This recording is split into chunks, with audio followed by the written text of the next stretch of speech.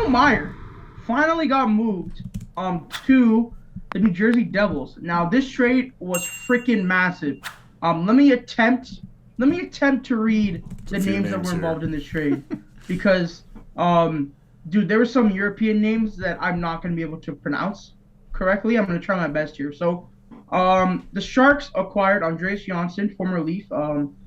Hasn't really been the greatest player since leaving the Leafs. He showed a lot of promise in Toronto, but signed a big contract. Didn't play that good. Got traded. Fabian Zetterlund has had a pretty good season in New Jersey. I know he was a topic of conversation when the season kind of started, but 23 years old, 20 points, 47 games. Nothing too crazy.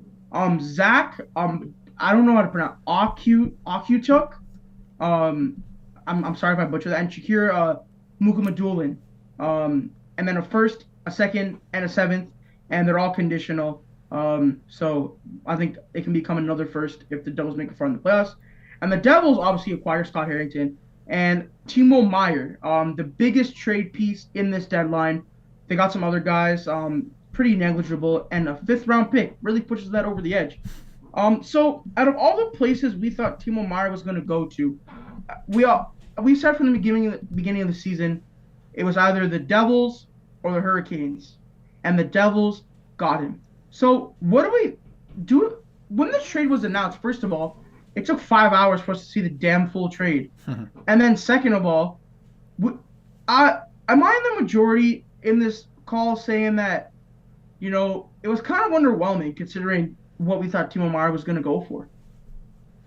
The fact that the Devils were able to get Meyer without giving up Luke Hughes, Alexander Holtz, Simon Nemec, and the other prospect that's escaping right now, Dawson Mercer is ridiculous. That is a steal and a half. Mike Greer, what are you thinking?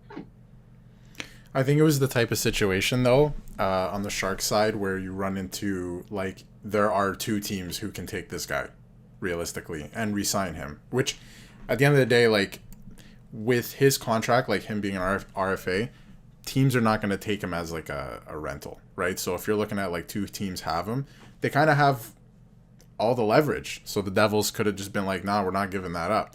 Obviously, if you want him, you're going to have to give up that first-round pick and a few decent players here and there. I also think Johnsson is a little bit of a wild card in this if he could stay healthy. Like, for the Sharks, that's a good pickup because he's a good player. He just has to stay healthy. He's only played 4 games this year. He's been in the AHL a lot. Yeah. But I mean, at the NHL level, right? You want to see him at the NHL level. But yeah, it should be interesting. Obviously, we know what Meyer can do, and we know what the Devils are about this year. And they're on a collision course. Have you seen the top 6 from the Rangers and the Devils? Because they're probably playing each other. I need that. That looks really fun. I need that so bad. It's appointment viewing. Yeah.